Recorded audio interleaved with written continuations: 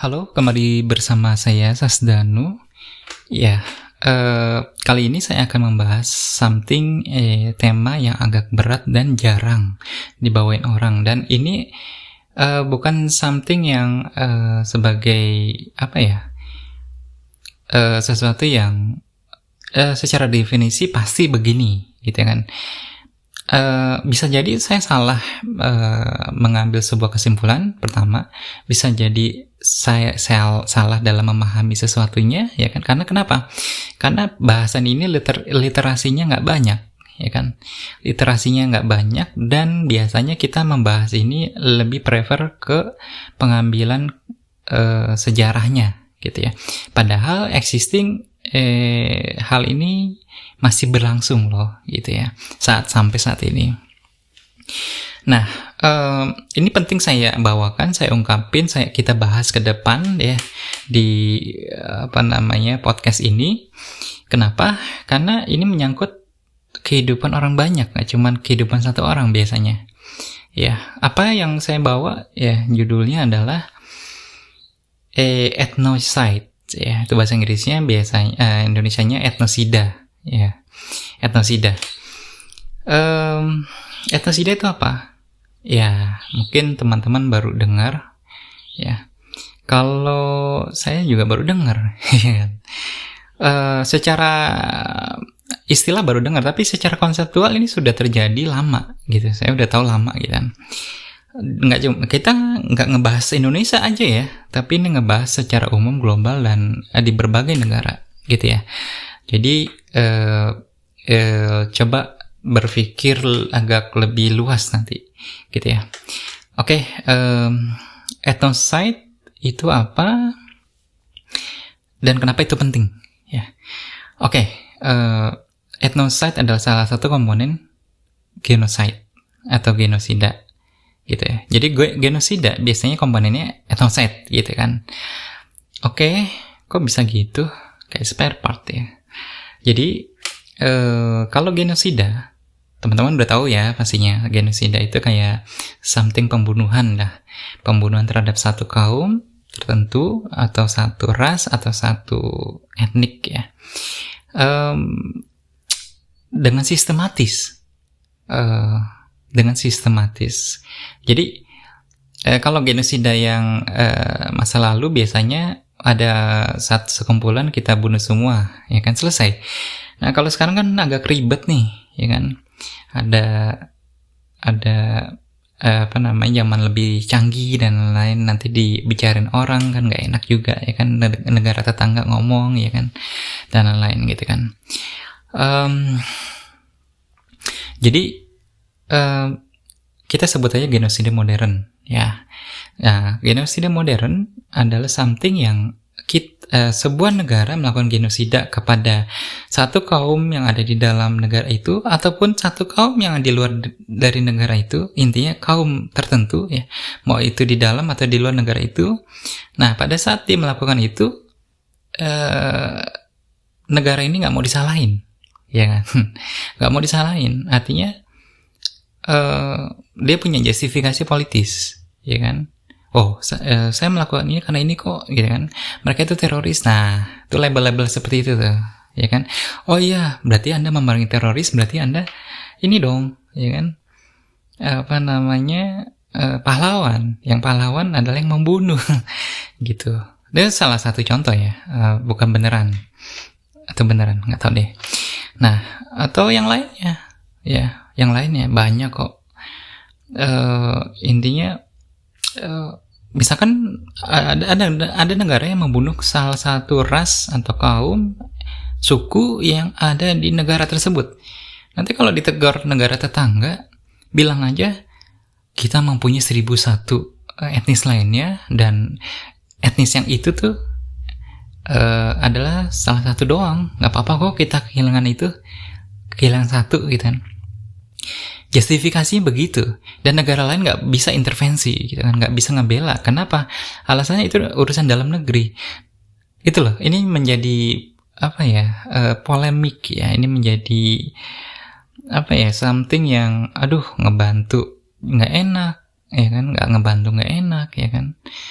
gitu. Dan kalau kita membuat investigasi lebih jauh, dan itu dibatasin oleh negara itu, nggak boleh ketahuan bagaimana cara mereka genocide, gitu, menggenosida, gitu loh, ya. Jadi akhirnya investigasi gagal, biasanya begitu. Investigasi gagal, dan yang dibawa adalah berita-berita yang tidak sebenarnya, ya, karena berhasil ditutup-tutupin. Media pun nggak boleh meliput dengan tanpa pengawasan, berita pun nggak boleh keluar dengan tanpa editan, gitu-gitu ya. Jadi ya itu, ketika tidak ada beritanya, tidak ada buktinya, maka yang terjadi adalah legal. Ya dianggap legal. Kenapa? Orang nuntut nggak bisa. Kenapa? Orang buktinya nggak ada, ya kan? Nah ini nih genosida yang tersistematis, ya kan? Yang tersistematis, yang tersembunyi tapi sistematis, dan orang lain tahu tapi nggak bisa berbuat apa-apa, gitu. Nah, kadang ketika pada saat genosida, ini kan kita negara, kadang negara itu tidak mampu untuk melakukan pembunuhan massal kan, ratusan ribu jutaan orang, pelurunya kan mahal, ya kan? Maksudnya modal pelurunya males juga kan. Nah akhirnya apa yang terjadi adalah etnosida, ya, etnosida adalah setengah genosida lah kalau saya bilang. Kenapa? Etnosida itu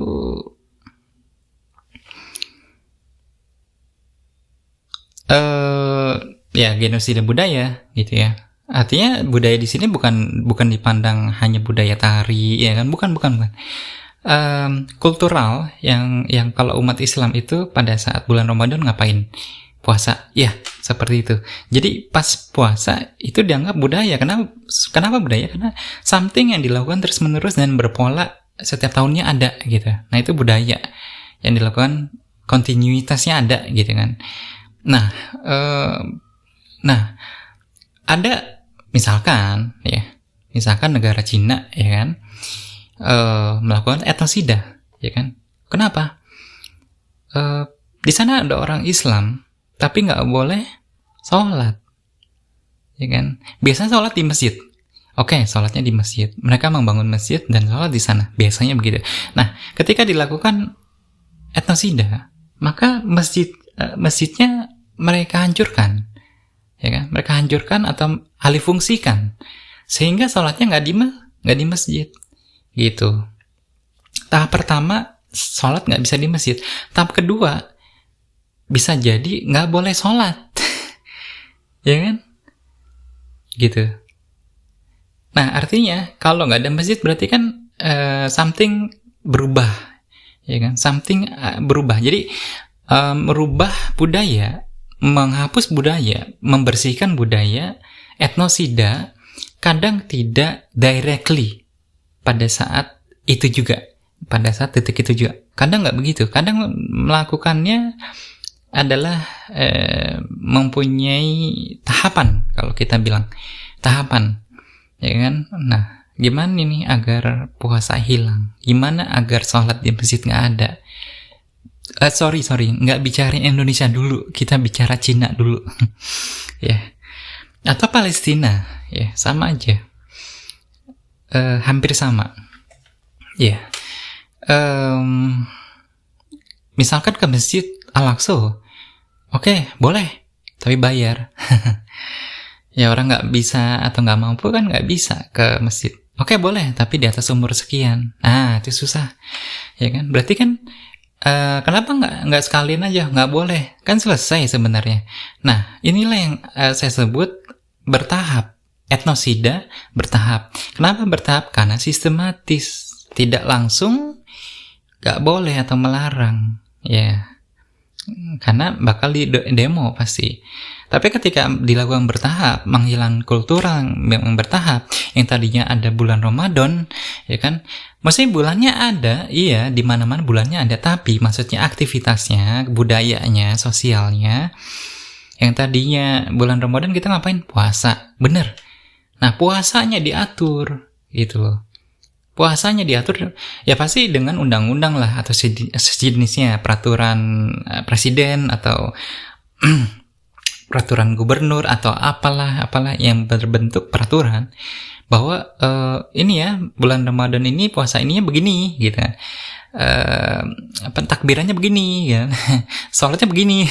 Nah, itu kan sebenarnya adalah sesuatu rules yang membenturkan kebijakannya dengan agama, ya kan, budaya beragama kita, gitu loh.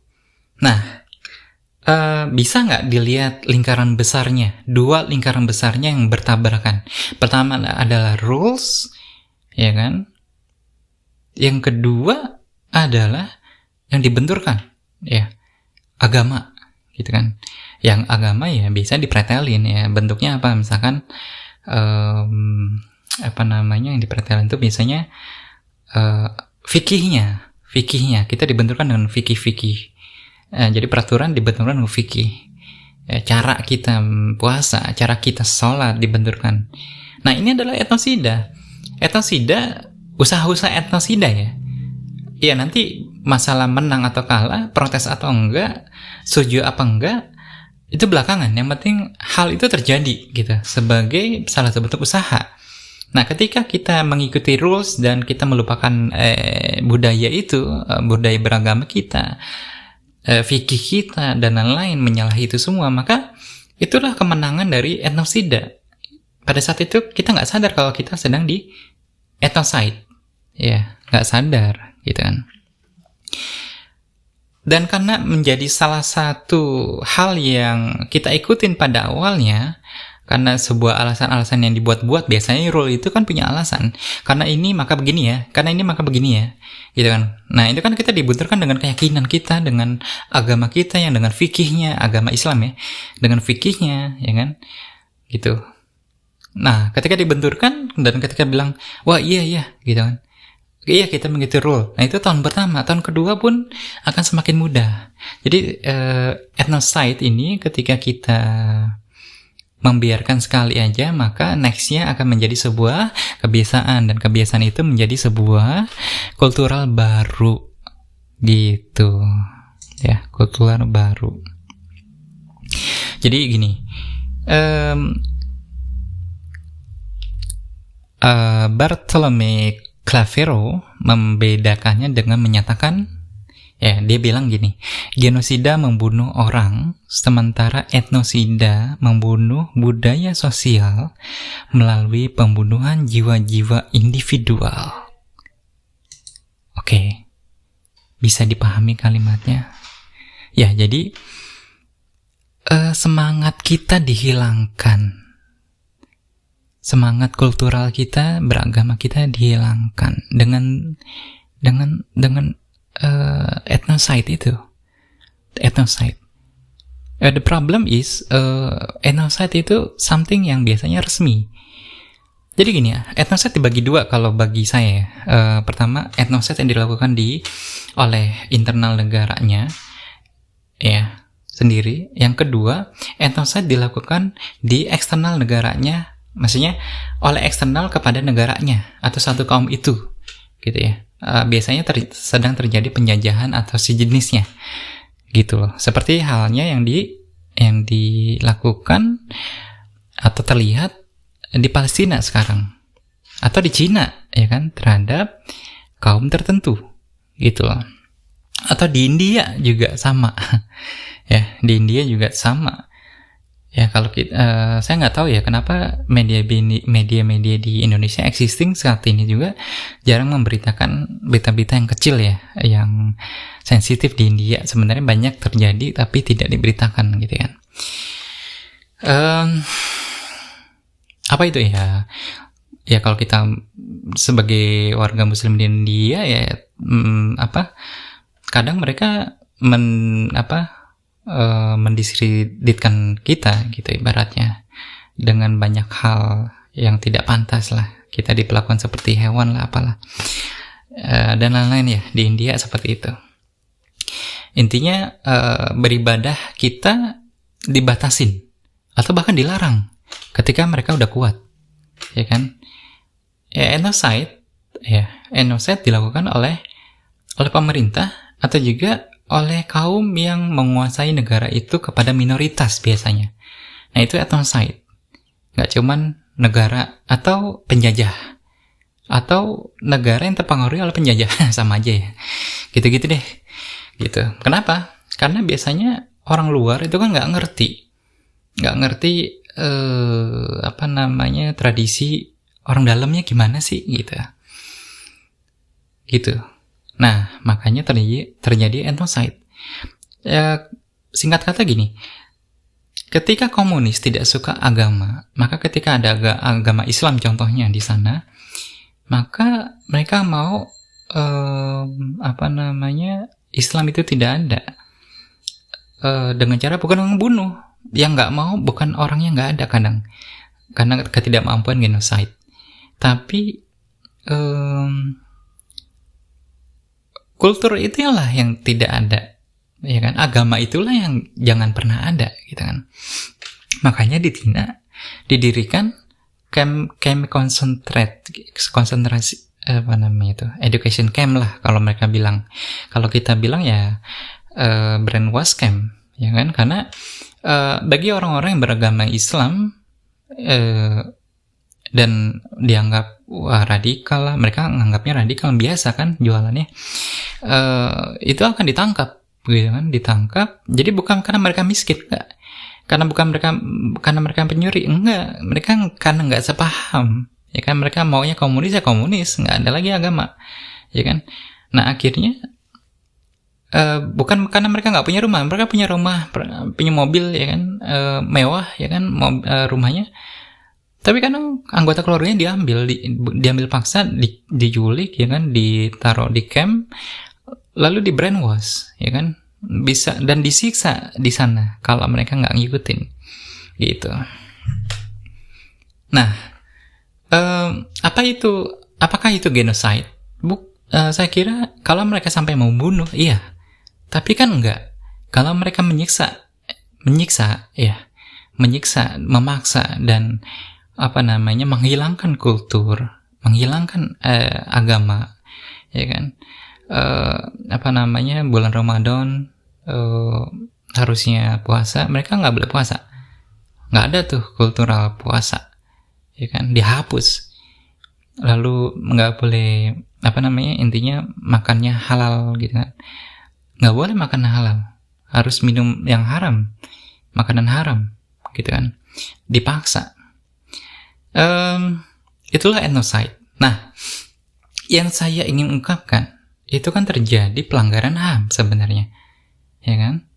Dan saya kira melihat dari situasi beberapa negara lain yang melakukan ethnocide terhadap kaum tertentu, ya kan, their people, rakyat mereka, maka perlu diadakannya rules, peraturan, undang-undang baru, ya, untuk melindungi rakyat Indonesia, khususnya di masa yang akan datang, adalah peraturan ethnocide, anti-etnosida, ya, selain dari anti-genosida, ya kan. Tapi kalau anti-genosida itu kan jelas, ya kan, itu jelas, ada aturannya yang jelas. Tapi kalau etnosida ini agak susah, ya kan, agak susah. Jadi negara melakukan tindakan dengan membuat peraturan-peraturan yang membenturkan aturan itu kepada kultural yang ada, agama yang ada, dan sehingga kulturalnya terhapus dan mereka mengikuti rules yang barunya, gitu. Itu kan ethnocide. Kecuali bahasannya adalah peraturan yang baru adalah dibuat untuk keselamatan jiwa orang banyak, ya kan, dan tidak ada other option, tidak ada pilihan lain kecuali yang seperti itu, gitu. Tapi harus dibuktikan memang tidak ada apa ada nih, gitu sih. Tapi kalau memang tidak terbukti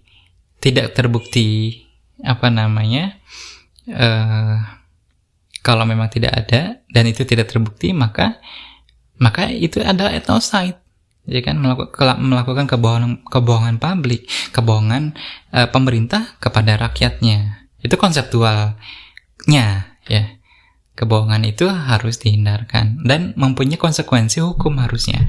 Nah, itu masuk kepada undang-undang etnosid atau etnosida. Ya, jadi melindungi rakyat juga, ya kan? Ya nggak sih, ya kan? Artinya kultural masyarakat nggak boleh ada yang dipaksa, ya kan? Untuk dirubah atau dihapus, ya kan? Gitu. Dan kenapa? Ya karena kalau kita bicara HAM, ya hak asasi manusia, memilih agama itu hak asasi manusia dan menjalankannya itu hak asasi manusia, haknya dia. Pemerintah bisa ngatur, woi jangan ini ya, jangan sholat, nggak bisa. Pada dasarnya begitu.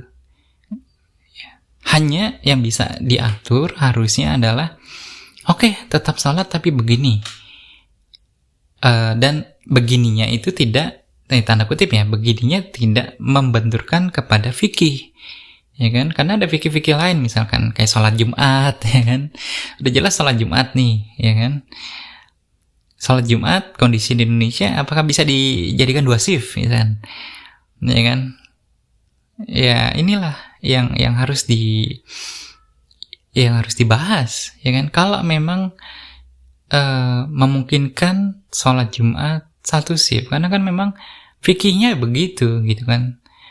Nggak ada tuh dari zaman, ibaratnya zaman Rasul jadi 2, 3, 4, 5 shift gitu, nggak begitu, ya. Jangan membenturkan rules dengan kaidah agama atau kultur agama tertentu.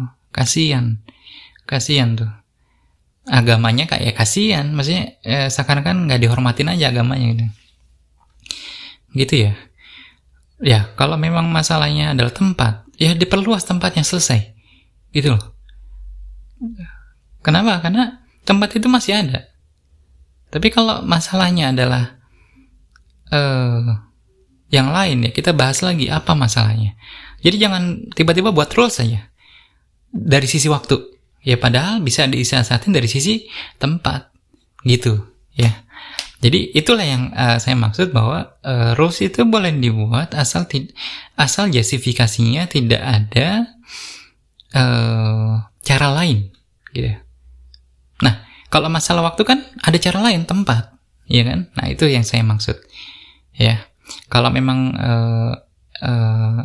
rules yang berkaitan dengan etnosid itu harus ada, yang karena dia berkaitan dengan kehidupan, nyawa, jiwa, ya, maka diperbolehkan ada rules seperti itu. Namun rulesnya harus dilihat apakah dia membenturkan kepada kultural agama dan tanpa ada opsi lain. Pada dasarnya begitu. Tapi kalau ada terbukti ada opsi lain, maka itu adalah usaha etnosid. Itu konsep yang saya ungkapin, ya. Ya mungkin monggo teman-teman yang lebih ahli, saya juga nggak ahli, ya teman-teman yang lebih ahli dalam hal genocide dan etnosid, ya, membahas dari situasi saat ini, ya, khususnya di beberapa negara lain juga, ya, yang terjadi pemaksaan kultural agama, ya, dan lain-lain, gitu ya. Oke, mungkin teman-teman tahu maksud saya untuk kenapa genocide dan etnosid ini saya ungkapin. Ya, kalau genocide something yang terlihat jelas, kadang begitu ya. Tapi kalau etnosid something yang perlu analisa lebih tajam untuk dianalisa apakah ini etnosid atau bukan, gitu, ya. Ya saya kira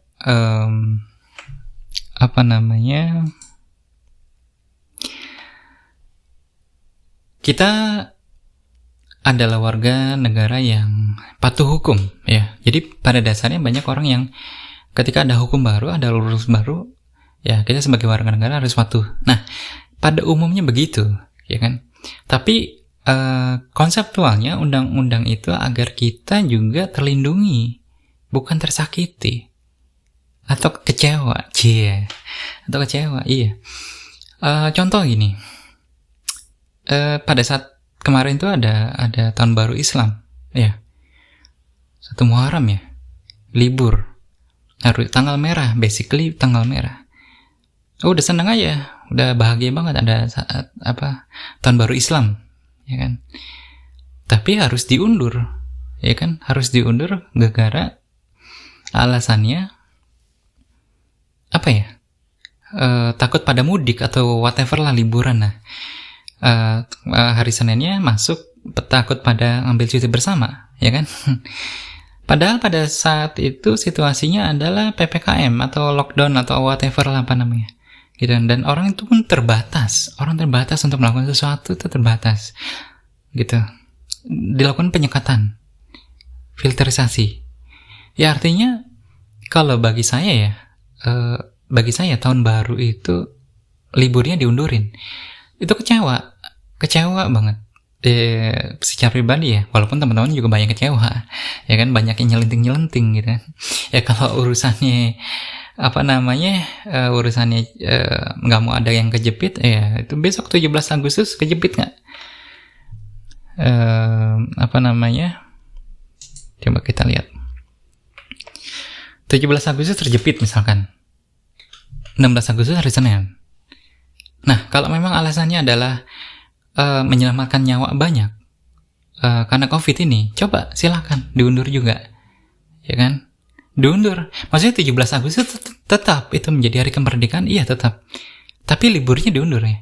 Artinya 16-17 masuk, 18-nya yang libur. Coba aja begitu. Otherwise, kalau enggak, maka rakyat, bukan gue juga, rakyat akan melihat, oh ternyata pemerintah begini, ya kan. Kalau saya melihat, apa ini masuknya ethnocide, ya kan, hanya rules yang diterapkan kepada agama Islam, tapi rules yang diterapkan kepada non agama Islam baik-baik aja tuh, ya kan. Tanggal 17 kita tetap libur tuh, gitu loh. Nah ini kan menjadi selain rasa kecewa masyarakat, ya kan, ya itu terjadi diskriminasi, jelas banget diskriminasi keberpihakan aturan, gitu loh. Kan sekarang masih COVID juga, ya kan. Mau itu PPKM berlanjut atau enggak, COVID masih ada coy, ya kan, gitu loh. Inilah yang menjadi dasar saya salah satunya mengungkapkan bahwa aturan etnosida di Indonesia itu harus dibentuk, ya, dirumuskan lah kalau bahasanya, dirumuskan, gitu, konten-kontennya, ya, dirumuskan, ya. Artinya hal ini adalah untuk memagari kepala daerah atau lawmaker lah, siapapun yang membuat peraturan hukum ya di daerah masing-masing agar tidak terbentur ya kepada kultural daerah tersebut atau agama yang dianut pada masyarakatnya, gitu loh, ya. Oke, clear ya. Supaya asas keadilan itu ada, supaya rasa iri itu hilang. Karena kenapa? Karena pemerintah telah adil, gitu kan. Supaya tidak ada yang sakit hati. Ratusan juta orang penduduknya sakit hati, ya kan. Ya intinya supaya kita hidup lebih damai, lebih nyaman, dan lebih transparan dalam hal membuat sesuatu aturannya, gitu loh. Jadi pemerintah membuat aturan, masyarakatnya nerimo. Kenapa? Karena masyarakat terlindungi dengan aturan-aturan yang lahir, bukan merasa terzolimi, malah tersakiti malah dengan aturan-aturan yang lahir itu, gitu ya.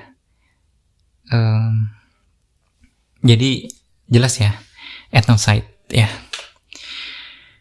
atau etnosida ya, dan undang-undangnya harus dibuat segera mungkin, bentuk tim yang lebih paham tentang etnosida dan sudah melakukan riset tertentu, ya kan, di beberapa negara secara internasional dan juga nasional kalaupun ada, ya kan.